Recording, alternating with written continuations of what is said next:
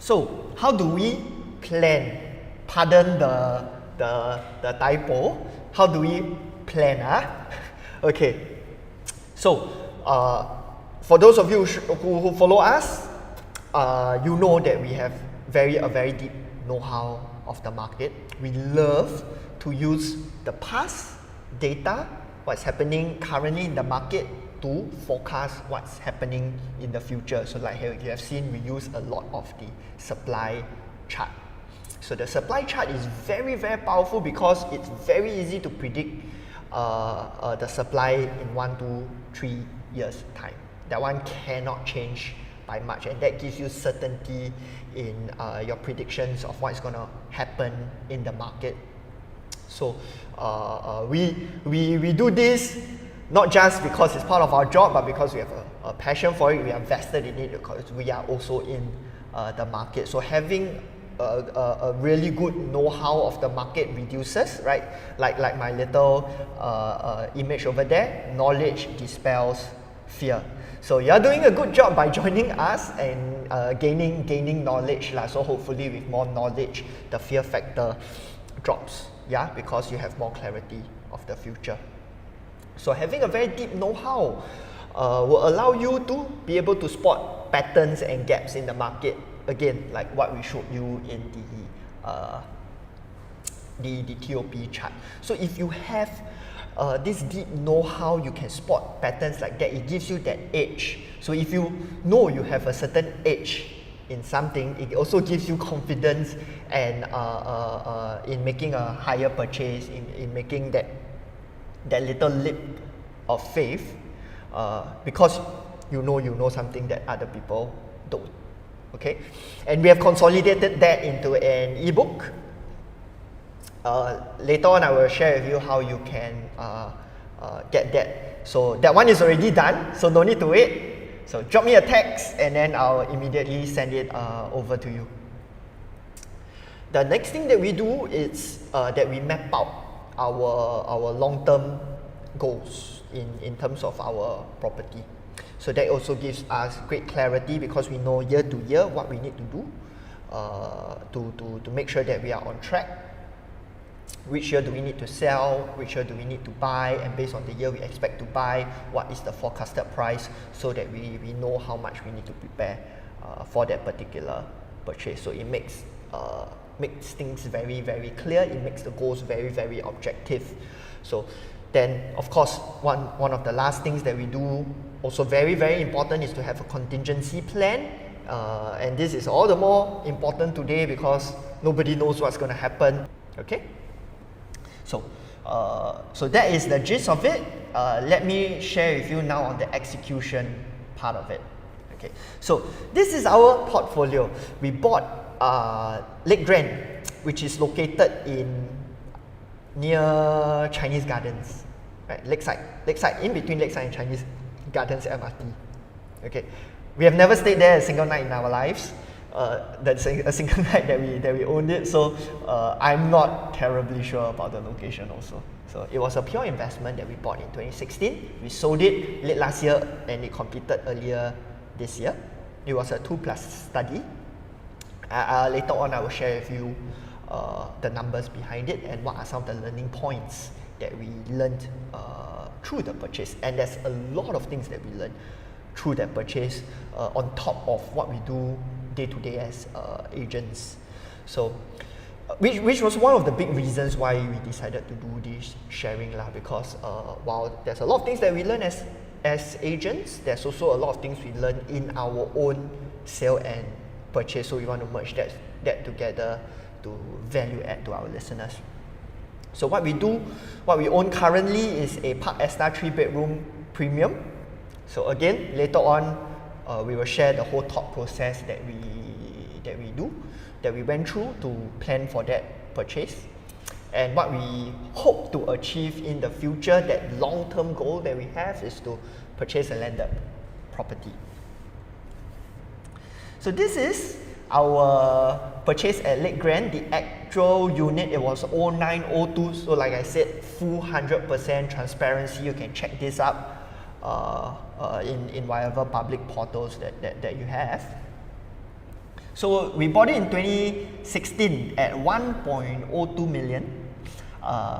Bearing in mind at that point in time, a funny story, Elizabeth is not here. When we told our parents that we were looking to buy a lakeside property in Jurong, and Elizabeth and myself, we stay in the east. And so that purchase being a 2+ study at 1.1 million, 1,200 PSFs.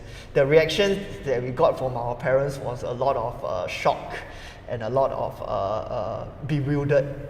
Right, they were bewildered. I said, why do you want to buy that? And isn't it crazy expensive?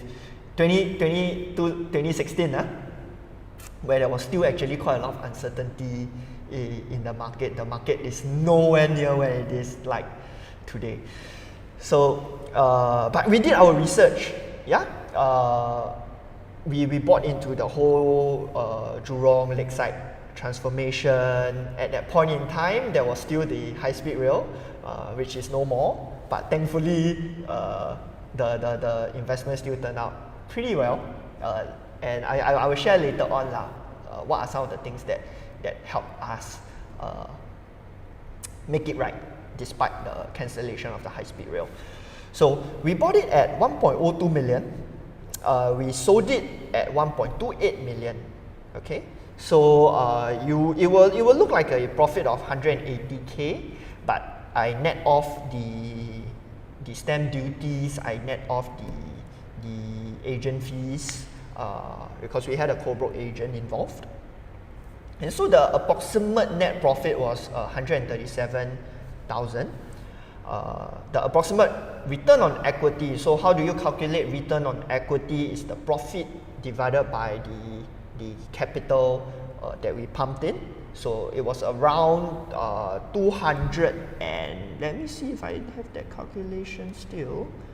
Yeah, we put in about 250,000, 248,000, 250,000. So I included the 20% down payment at the start and also the stamp duty payments. So it's money out from pocket.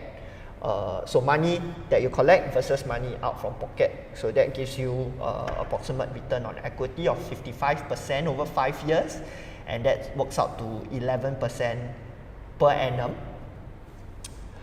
So pretty okay about it. Elizabeth is not here today. Elizabeth thought if we have kept it a little bit longer, we could have made a lot more.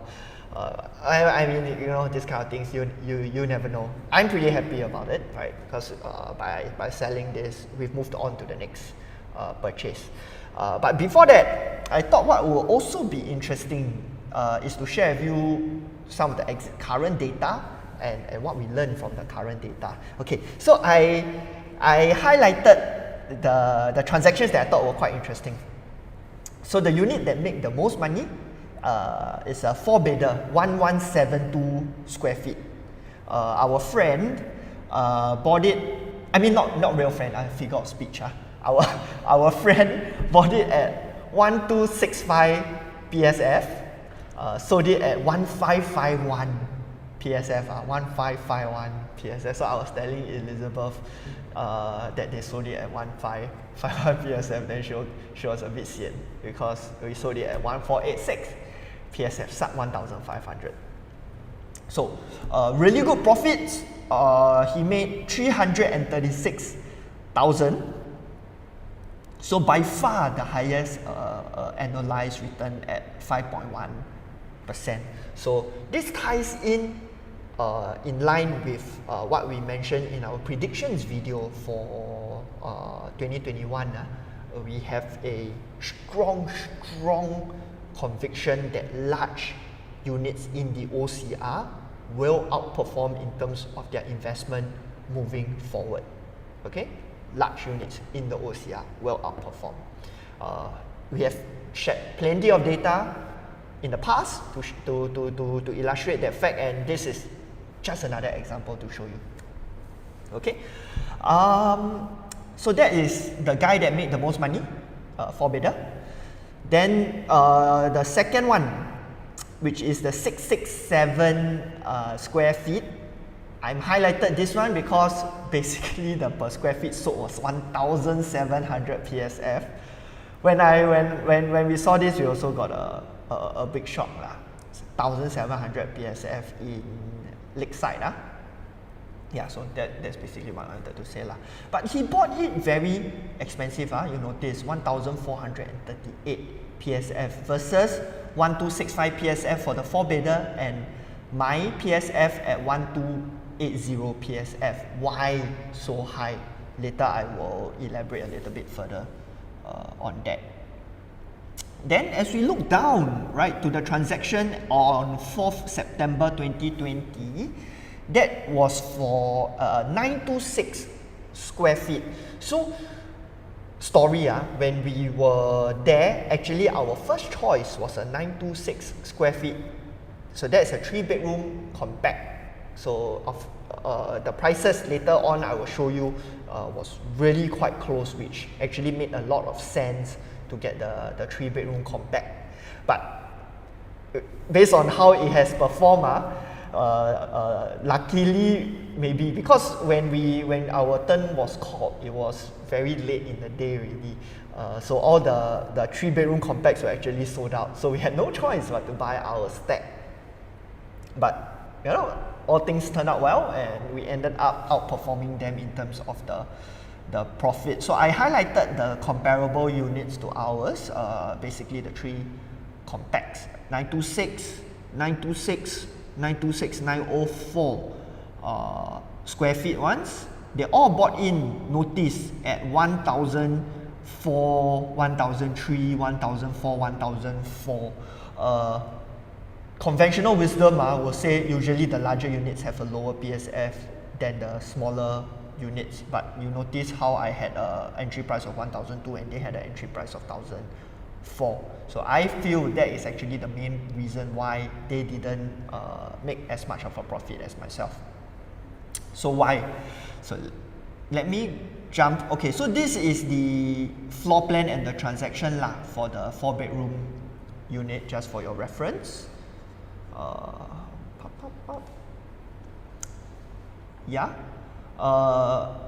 One of the points I wanted to highlight was that notice when did they buy? They bought a year after launch. So a year after launch. Hold on, let me check. Maybe you can show me the comment. So it's not necessary to buy at launch to make a profit. Case in point, bought a year after launch and still made very good profits.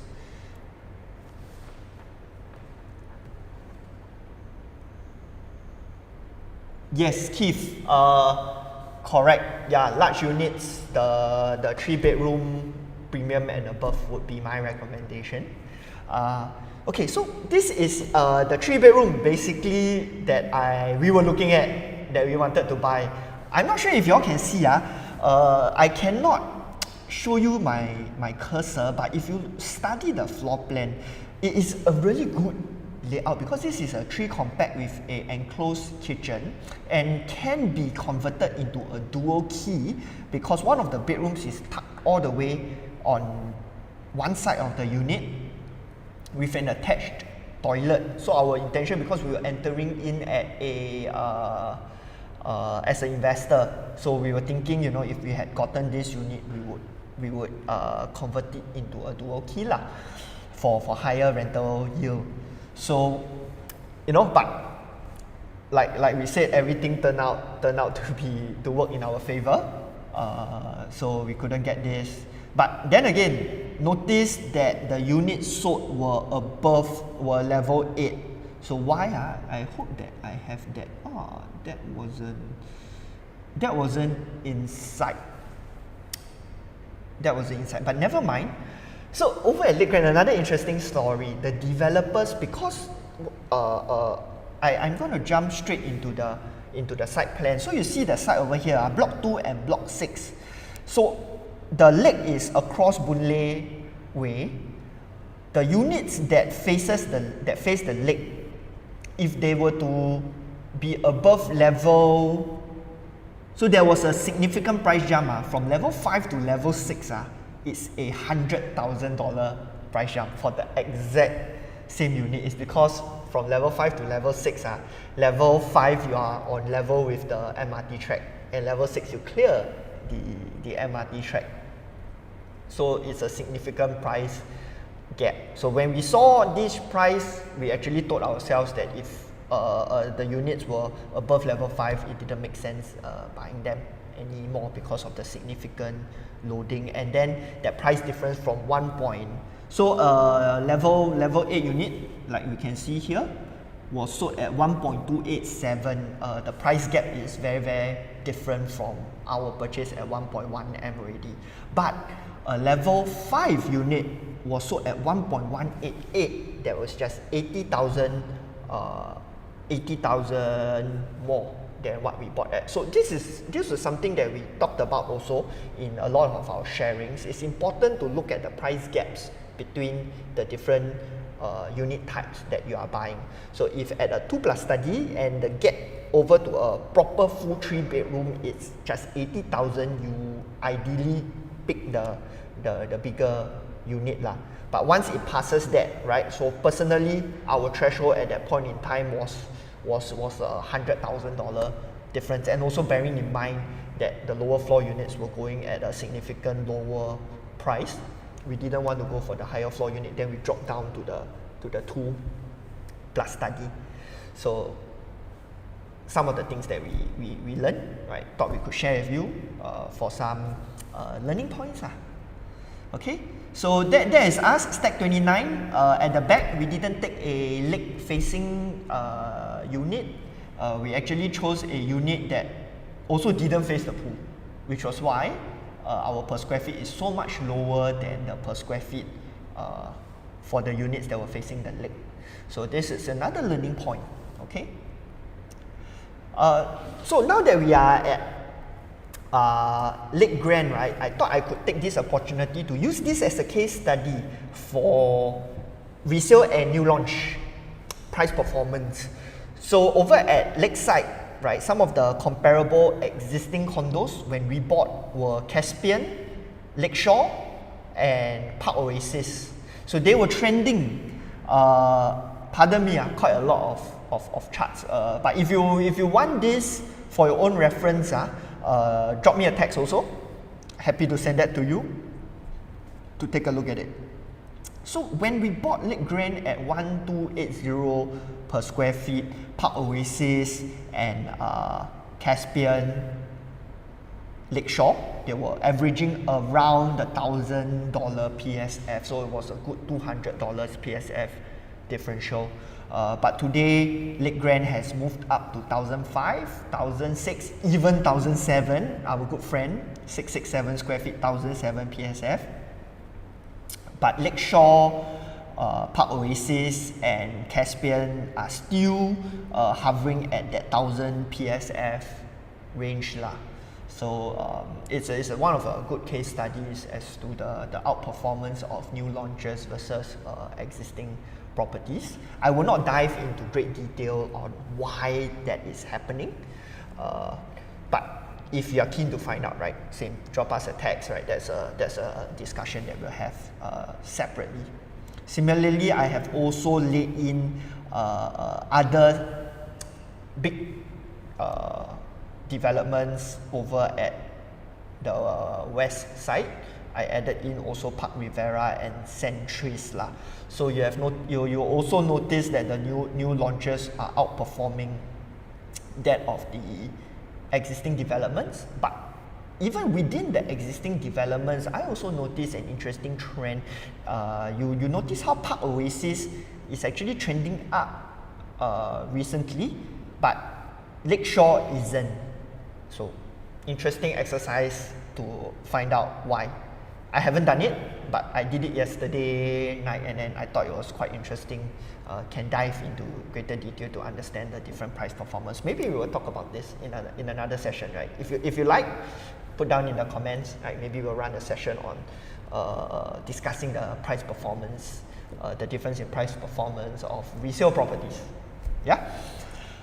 So in summary, what did we learn from our experience over at Lake Grande? The timing of exit matters.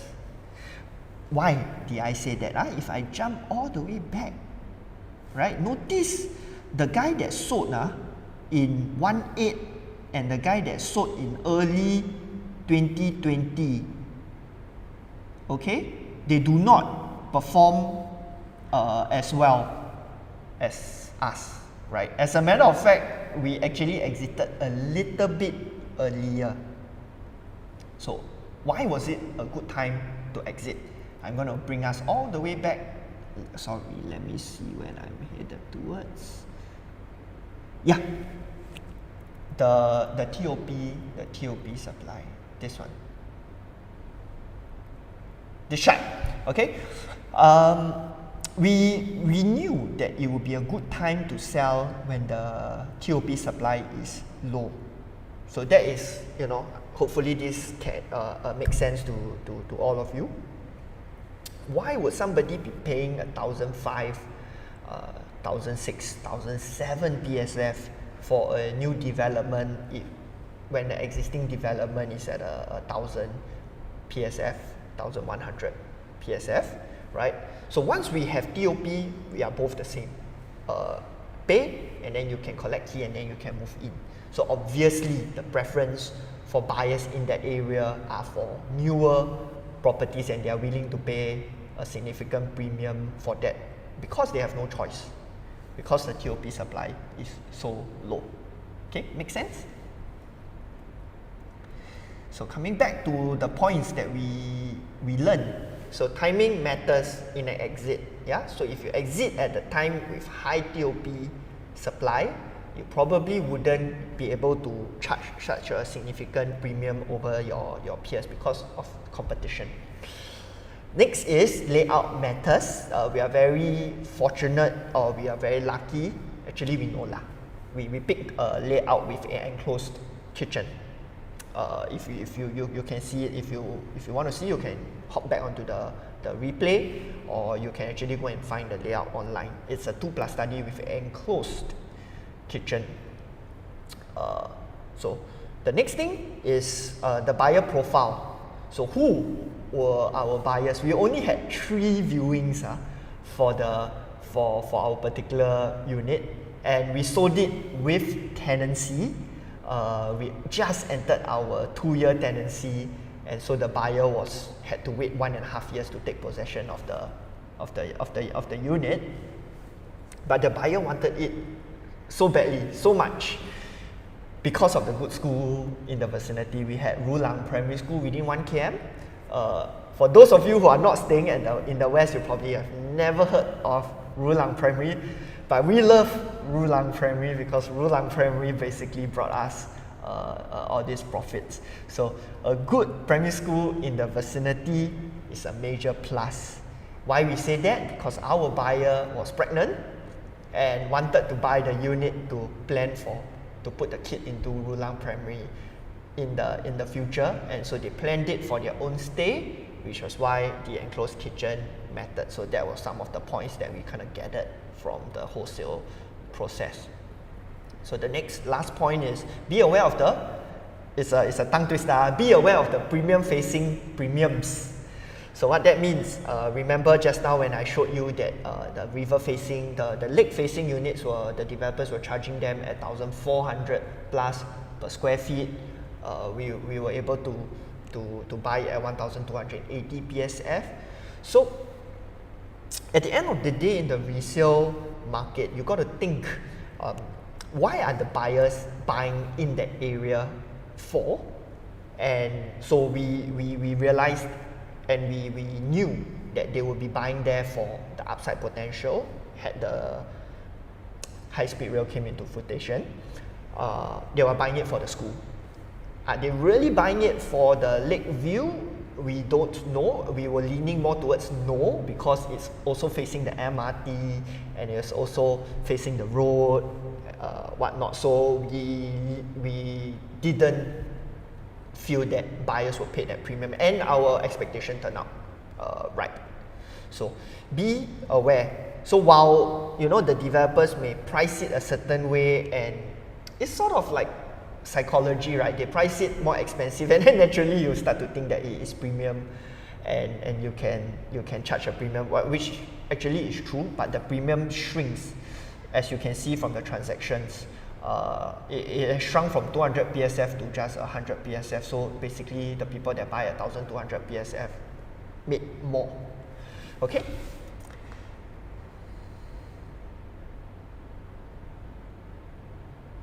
Chloe. Okay, Ken. So just because you said that, right, wanted me to do price movements for resale properties. Let's do that. Okay. So I'll probably do that the next sharing. Okay. So must remember to join us, Chloe. I will see you at the next sharing. Okay. Be aware of the premium facings. So what do we own currently? So today, what we own. So anyway, if any of you have questions on our whole journey in Lake Grande, right, just put it down into the questions. I'll answer them in the Q&A. So what we own currently, Parc Esta. We have bought a 3-bedroom premium.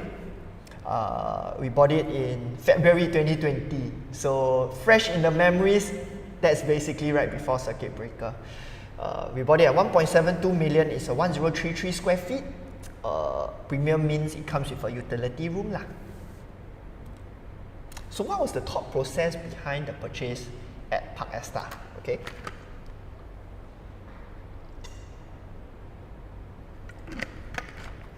So why we narrowed down of all the launches to Parc Esta, I will explain a little bit later on.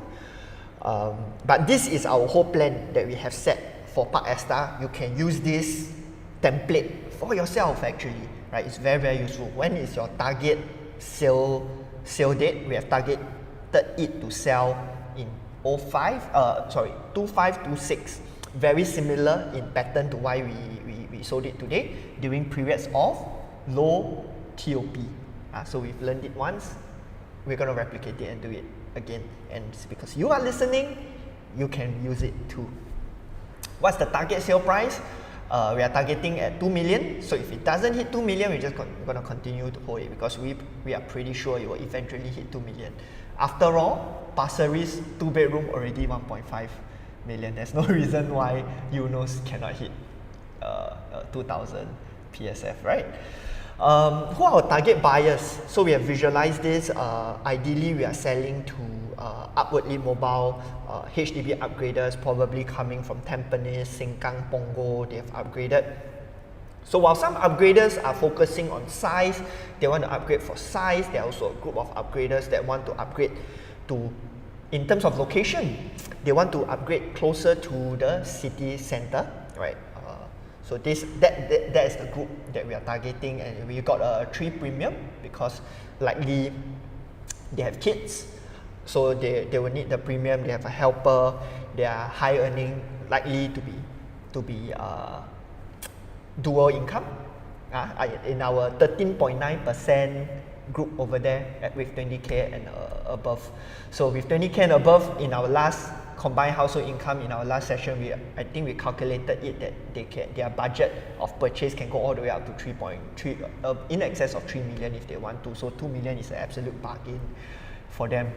Another group of buyers will be the D15, D16 owners who are helping their kids buy a property nearby so that they can continue to stay in close proximity to the parents, or the kids themselves want to buy to stay in close proximity to their parents lah. And we all know D15, D16, the people who stay there have the capacity to either assist their kids to make this purchase, or the kids themselves have the capacity to make this purchase on their own.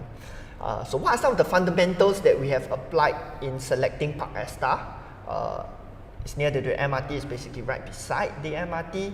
It's located in the RCR, right? Feeding into the fact that we are targeting HDB upgraders that are looking to upgrade in terms of location. So what we know is not a huge unit. It's the similar size as a 4-room HDB, but that's not the group that we are targeting. The groups that are upgrading for size. So that's not really the group that we are targeting. He has excellent amenities. So we are very focused that we would be selling to owner occupiers, people that are buying it to occupy the unit for themselves. And this whole thing plays together.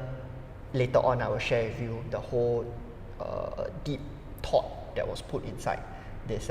So we've said it before, ideally you would like to sell to people that buy for their own stay, because there's going to be an emotional factor involved, and with that emotional factor involved, they are more willing to pay. Because if you really like something, you will pay for it, versus investors, selling it to investors, whereby they are very, very focused in terms of getting the right entry price, driving a good bargain, as simple as that. But what was one of the concerns that we had was the lack of good schools. So there's no good school within 1 km of Parc Esta, so we sort of, we weren't able to tap on that fundamental that helped us reap the reasonable returns that we did from Lake Grande. So, but you know, pros and cons we had to weigh, and we are comfortable without that because another thing that you need to do is to be realistic. I think a lot of the times people are overly optimistic or overly have basically too long of a requirement, and in the end you are unable to find anything, because there's nothing that can tick all the boxes. There's nothing out there that's going to tick all the boxes. So you got to weigh the pros and the cons and come to an informed decision. Come to a decision. So what was not a concern? So the concern was a lack of a good school. But what wasn't a concern was the fact that it was 70% sold through. So for us, for those who follow us, for those who know us, we are fundamental-based buyers. We do not subscribe to the whole Fomo mentality. Even though we bought Lake Grande on day one, we don't see a need to buy on day one. Fundamentally, the project has to make sense first and foremost. Your entry time, your entry price has to make sense. Your fundamentals have to make sense first and foremost, right? The buying, be it on day one, 1 year later, 2 years later, right? If the fundamentals make sense, that is not a concern to us.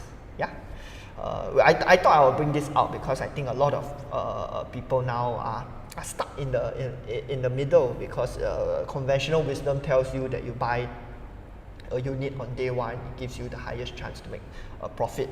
But the fact is that the supply coming online would be the supply with the future price, versus the supply that is currently in the market is based on the old price. But the fact is that you've got to buy in at any development nowadays is likely to be 80-90%. So which one gives you the best value proposition? My answer is look at the fundamentals, look at your own plan, and do your own research. Don't just subscribe to the whole theory that you got to buy day one. So case in point, the guy that bought, right? I hope he's not listening, but if you're listening, I'm sorry. The guy that bought the 2-bedder at 2,000 PSF, 400k more expensive than the dude that bought in day one over at Pasir Ris 8. I feel it's going to be quite challenging for him to yield good profits from that. So next part, let's go on to the unit selection. I think that's also something interesting for us to share. Okay, so we bought stack 12 lah. Sorry, I think you cannot really see. So let me read out to you. Stack 12, right? Our purchase price approximately 1.72 million. There is this other unit that is stack 4. They are 10 square feet smaller. They are 1023 square feet. So it was sold, right? They transacted at 1.6 million. So it's the same, basically the same layout. Just different facing, but the difference in price is 120,000. So I thought I wanted to talk a little bit about this because it's very different. Remember in Lake Grande we bought the cheaper PSF and we didn't buy into the developer's loading, but in Parc Esta we bought the more expensive one. 120k more expensive at that. So why? What's the thought process? Why would we do that? Because a lot of investors would usually say you just buy the lowest PSF, lowest entry price, correct? So story time again, yeah? So when we wanted to buy it, we wore the hat of basically the buyers that will buy from us in the future. And also because we may decide to move in to stay for a little while. So we wanted to experience for ourselves what was the noise level of the unit at stack 4 facing the road lah. So we did actual groundwork, walked the ground, and we realized that the noise level for stack 4 facing the road would be significantly louder than the unit that's facing on the inside. Then we asked ourselves that question, wow, this kind of noise level, if we own self-stay, can we accept or not? Because why? Remember we said we intended to sell to owner occupiers. So if we had only been wearing an investor hat, we would have picked stack 4 anytime, because we would have constantly just been renting it out. That facing, if you want to continue to rent out, still not a problem. But if somebody is going to pay you 1.8, 1.9, $2 million for a 3 bedroom premium, they would make this choice. They will go down, because at that point in time, so this is probably another learning point. A lot of the people, when they buy or as a new launch, they base it solely on the floor plan, solely on the per square feet. But when you sell out in the resale market, that buyer is going to come in and view all the units in the development and make that decision, basically opening the door, listening to the sound. The guy is already willing to pay, and remember, paying for own stay with a lot of emotions involved. So will that person pay $120,000 more to face the inside? We make the decision yes. So that's that, yeah. Then also the next point, we wanted to buy into a stack that was primarily owner occupied. Because of this analysis, I would not go into great detail. So this is an analysis that we do, basically measuring the break-even price of a unit if it's owner-occupied versus the break-even price of a unit if it's basically out on rental. So you do notice on the $1.7 million purchase, the break-even price for owner-occupied unit is $1.89 million. And a investor-occupied unit that's out on rental, the break-even is only $1.75 million. So we also buy the inward-facing stack because there's a very good chance that the bulk of the buyers that are buying that stack are owner-occupiers, which is the only reason why they would pay that premium. So they will all have to be pricing their units, if we look at this chart, at 1.9x, 2 million. We are intending, at this point still 50-50, right? We will tell you when Parc Esta DOP if we're going to stay in or not, but the plan is still 50-50. But if we do put it on rental, our break even is only going to be 1.75 million 5 years after DOP. And that's going to put us at a significant price advantage over our neighbors. We will use them to basically pull our prices up. So if you want to do this calculation, we have the spreadsheet. We are happy to do it for our clients. Yeah, so drop me a text if you want to use this to have an idea on your own plans. So what is our contingency plan? So this is something that we want to talk about also, because there is very different types of fear. There is a rational fear and there's also irrational fear. So a lot of the irrational fear with a big property purchase come about from the fact that people feel that it's going to be a extremely long-term investment and you're locking yourself in for a long-term 30-year mortgage, right? They get scared off because it's a 30-year mortgage and you'll be the slave to your house for the next 30 years. I beg to differ because, I mean, what's the worst that could happen? Yeah, we are saying this from our own perspective, okay? If things don't go well, we can very easily rent it out and rent somewhere cheaper to stay. And with the difference in terms of the rental to just pay off the interest payments at least. Okay, so that's the contingency plan if anything happens. We keep the CPF for emergency fund, and that emergency fund is sufficient to pay the mortgage for a year if anything happens. Okay, so by staggering and putting your contingency plan in a very clear and concise manner, it reduces the fear from being a irrational fear to a more rational fear. Because if anything were to happen, if we were to churn through the emergency fund after a year, nobody will die go and hold on to the property, right? If you lose your job for 6 months, for a year, you're gonna start thinking about selling your property and right-sizing it. So nobody has gone broke paying their mortgage. So all you have to do is, if you can't pay your mortgage anymore, sell the property, and you'll be able to sell the property and right-size and get yourself out of that thing, right? So there's always contingency plans, there's always a way around it. You buy it, it's not a 30-year, we don't see it as 30 years because we intend to flip it. Yeah, so that's that. So segment out your fear bring it from the irrational fear to the rational fear with clear and concise contingency plans with preferably actual figures lah in it. So next, right, so we have talked about the past, we've talked about the present. So what is the future? If we are working hard to achieve our goal, which would be a semi-D in the future. So I put this out to visualize source and credits to highlight architects. They build fantastic landed properties.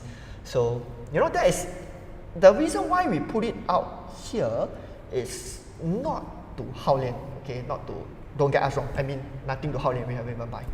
It's to share with our listeners that don't be afraid to dream, and don't be afraid to have targets in mind, right? And then your property plan should have that long-term target in mind, and then you work backwards to try to achieve that target. A lot of the times what people do is they just take one step at a time, right? Focusing on your current needs and requirements, and then leave the fact of being able to reach your final goal to chance. So no, you don't have to do that, right? Work your way backwards, and the main thing is the intermediate steps. The first of all, the plan will become a lot clearer, and second of all, you prevent yourself from making decisions that you will regret. Okay? So I think I skipped past one of the points in terms of the mindset, because I'm just going to come back into it.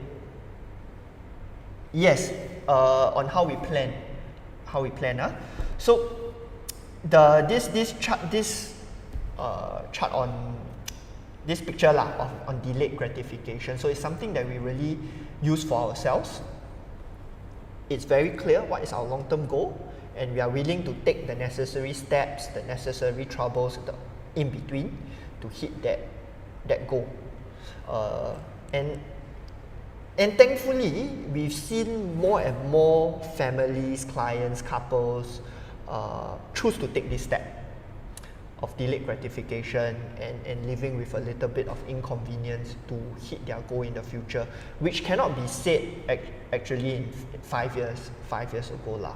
So which is really why we wanted to do this very upfront and transparent sharing, because we wanted to put it out there and share with our clients that do always put in a goal, dare to dream, have that long-term plan. So right, we are ending off soon. I'm going to tips.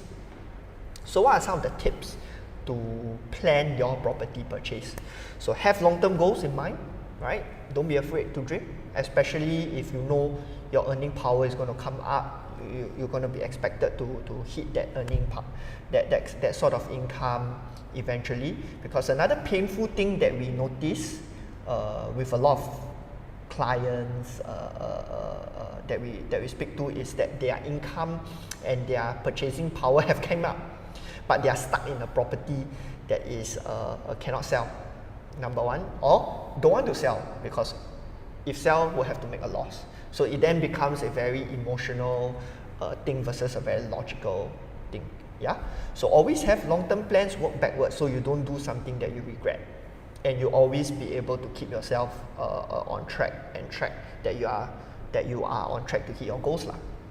Right, then from there you can have a very systematic plan, use the template that we have, set target goals on when you are looking to sell, how much you're looking to sell at, who you're going to be selling to.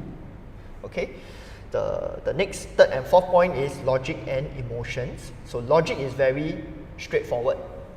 Okay, logic is facts and figures, research, knowledge. So you're doing a good job if you're listening in to us. So that settles the logic part. Like I said, knowledge is the antidote to fear. The more knowledge you have, the lesser fear you have. The more knowledge you have, the more clarity you have to the future. So the third, fourth, the fourth, fifth, and sixth point, right? Emotions, mindset, and communication is actually, I would say, in the discussions I have with clients recently, it's actually more important than the logic part, the knowledge part, because data and sharings like that is very, very common in the market at this point in time. You go to YouTube, you find tons of videos sharing with you market knowledge. But then again, right, why we are choosing to do this is because we are talking about something that is not so much discussed in the public forums. Is the mindset and emotions part to a property purchase into an investment.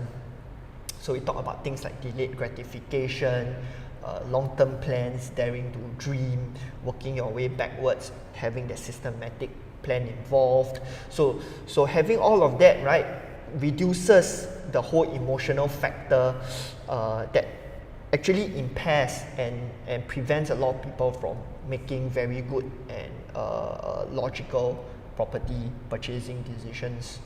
So the mindset has to be correct. A big fear that I have today is overly aggressive strategies. If you are purchasing a property with a fixed exit time, so like I said, even though I'm planning to exit 2025, 2026, if that is not a right time, I'm perfectly able to hold it. I'm perfectly able to manage around it. Similarly with Lake Grande, if the prices wasn't right, we wouldn't have sold it. We would have been perfectly comfortable continuing to hold it. I have spoke to a lot of people that have made very, very drastic bets into the property and going through really a lot and having basically a big, huge bet that it will turn out well in 3 to 4 years. I honestly wouldn't recommend that. Again, property is not the most liquid of investments, so it's always good to have the right mindset entering a property purchase. Anything shorter, it's a bonus. If not, be more than happy to go in the long term.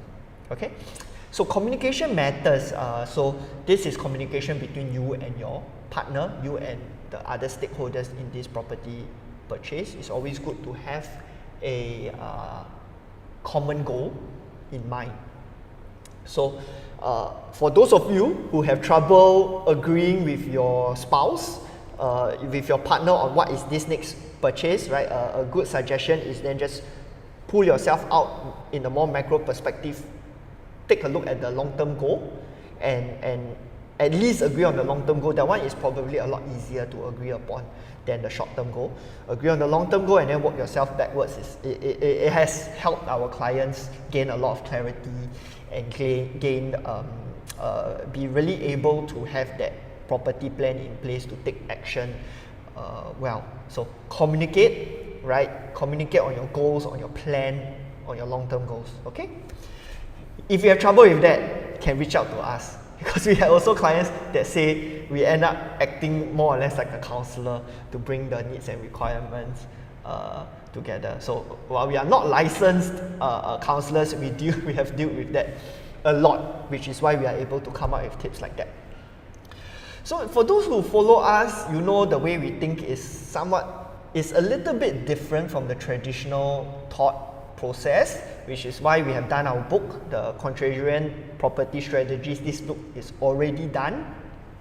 So I apologize again for being a little bit slow on the books that we thought about previously, but this book is already done. So if you want to take a look at it, want to read it, understand what are some of the contrarian views we have with regards to the property market, right? Drop me a text, put in a comment, and we can send it to you as soon as we can. So how can we help, right? So you have learned how we do our purchases. You have learned what are some of the tips we have with regards to planning for a property purchase. So if you like for us to help you further, so these are some of the things that we do before a purchase. Like I said, it's actually the before part that is the most important, and that you should be spending the most time. And also because the market is moving so fast at this point in time, there's a lot of FOMO in the market. Always take a step back and do your whole plan well, because it's also in FOMO markets that people do things that they tend to regret later on. So spend more time on this, right? These are some of the things that we'll do. You can go and read up on it. I won't speak out on the points. The purchase part is actually a lot easier. So it's like what we said just now on what to do during the purchase, forecast, predicting who is going to buy from you later on, those parts. Actually, the purchase itself is quite straightforward once the planning is done well. And it's also the after that we notice is lacking severely in the market at this point in time is the after sales service. Continuously updating our clients on the critical market updates, what has changed in the market, are we still on track to achieve our long-term goals? If we are not, what can we do in between to tweak and to get us back on track, right? To make sure that the predictions, the projections, the forecast that we make before the purchase and during the purchase is actually working out. And if it's not working out, what are some of the remedies and what are the steps that we can take to remedy that? Okay, so that's about it, right? Wow, today's sharing quite long, oh? Wow, 1.5 hours. Do we still have people listening in? Yeah, okay, anyway, thank you so much for joining us on this session, super duper long session. But you know, all of this wasn't really scripted. I was really just sharing what I thought could benefit our clients. So, do we have any questions? Yeah, we do. Let me go in and get the questions. Give me a minute. Where? From Chloe, is it? Can you see? Okay. So Chloe, were you concerned about tenant profile for purchase at OCR? So Chloe? Oh, Kit. Hi, Kit. Kit, our good neighbor at Parc Esta. Right. Anyway, yes. Were you concerned about tenant? Not really. So maybe a sharing on my tenant profile at Parc Esta. My first tenant was a corporate lease because they were working in, the guy was working in the oil and gas industry lah. So came circuit breaker, terminated the lease to leave. We got a replacement tenant almost immediately. Our replacement tenant is a Korean lady with her son. Yeah. When we got our keys, the demand for the rental was very, very high because of the international school in the vicinity. So if you're buying the OCR for investment, actually not much to worry about. Basically because, right, you are getting an extra room in most circumstances. CCR versus OCR, or even RCR versus OCR at this point in time is almost like a 2-bedroom investment versus a 3-bedroom investment. That extra bedroom actually can bring you result in a balancing off of the rental yields, so to speak. And the tenant profiles are actually pretty alright. If you are concerned about it, you may want to pick a property nearer to an international school that will help a lot in your tenancy and your rental. We have done a lot of sharings in the past showing how do you pick the right properties based on existing market knowledge, right? You can check out some of those videos. Okay, do we have more questions? Just one? Okay, Ken, thank you so much again, everybody, for joining us. If you want a copy of anything that I have shared, drop me a text, drop us a DM, and till then, right?